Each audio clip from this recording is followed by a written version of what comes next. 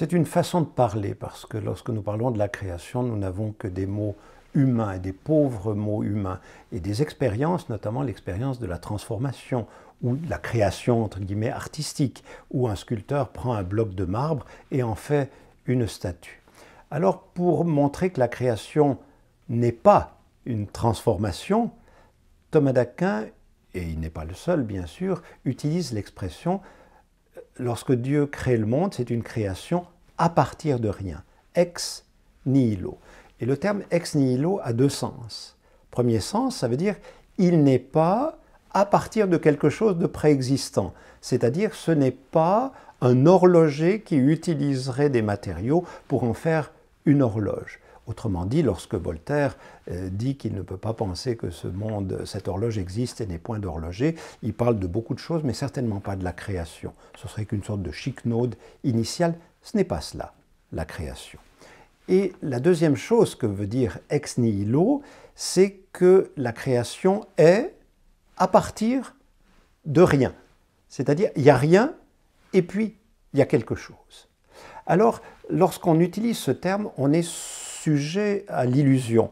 On a l'impression que d'abord il n'y a rien et puis ensuite il y a quelque chose. Mais c'est une illusion puisque s'il n'y a rien, le rien ne peut pas précéder ce qui existe. Il n'y a donc pas d'antériorité selon la durée ou selon une temporalité d'un rien et ensuite viendrait quelque chose.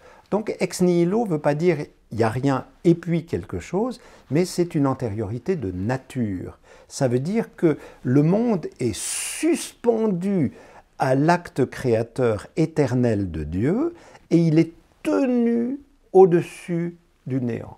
Pour le dire avec une sorte de petite image assez sympathique, si Dieu avait un instant d'inattention, nous nous écroulerions non pas dans la poussière, mais dans rien. Autrement dit, l'acte créateur, c'est cet acte qui fait surgir ce qui est, l'étang, et qui tient cet étang constamment au-dessus, si vous voulez, de l'abîme. Mais au-dessus est de nouveau une fausse manière de parler, parce qu'en dessous, il n'y a rien, justement. Et pour essayer de balbutier des choses aussi profondes, les philosophes ont utilisé, et les théologiens, l'expression « création ex nihilo ». Autrement dit, être créé, on comprend très bien, ce n'est pas commencer d'exister. Être créé, c'est dépendre d'un autre. Parce que si je reprends cette image du monde qui est suspendu à l'acte créateur divin, cet être ou ce monde qui existe peut avoir commencé ou n'avoir pas commencé, il reste suspendu.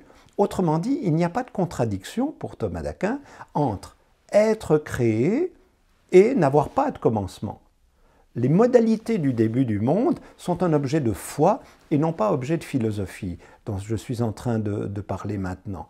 Autrement dit, le monde qui est créé par Dieu, c'est le monde tel que la science et les découvertes le continuera à le faire. Et s'il n'y a pas de commencement du monde, Dieu crée le monde et tient le monde dans l'être sans commencement. S'il y a eu Big Bang, Dieu crée le monde avec Big Bang. S'il n'y a pas eu Big Bang, Dieu crée le monde sans Big Bang.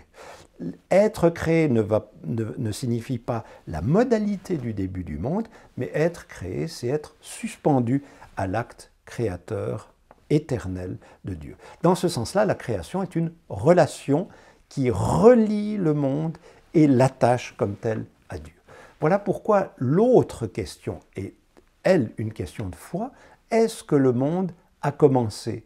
Non pas est-ce que le monde a commencé dans le temps, parce qu'avant le monde, il n'y avait pas de temps, donc le avant n'a pas de sens, mais est-ce qu'il y a un premier début du monde et en même temps un début du temps? Et pour Thomas d'Aquin, c'est une donnée de foi. Et voilà ce qui est proprement de la foi catholique, c'est que le monde commence d'exister. Et puis évidemment, ce qui est de l'ordre de la foi et non pas de la raison, c'est que c'est la Trinité tout entière qui crée ce monde. Alors pourquoi le début du monde est-il question de foi? Thomas d'Aquin est très discret sur la question, mais il souligne quelque chose en disant « Si Dieu crée le monde avec un commencement, d'abord c'est beaucoup plus manifeste pour nous, et évidemment discuter autour de vous, et si on arrivait à démontrer que le monde a commencé, ipso facto, on aurait démontré qu'il ait créé. La deuxième chose, c'est que ce commencement du monde signale beaucoup plus, avec beaucoup plus de clarté, c'est beaucoup plus manifeste que le monde et les créatures dépendent constamment de Dieu.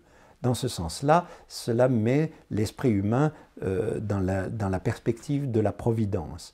Et puis, troisièmement, que Dieu n'a pas besoin du monde et donc qu'il le fait par gratuité, par libéralité et par amour.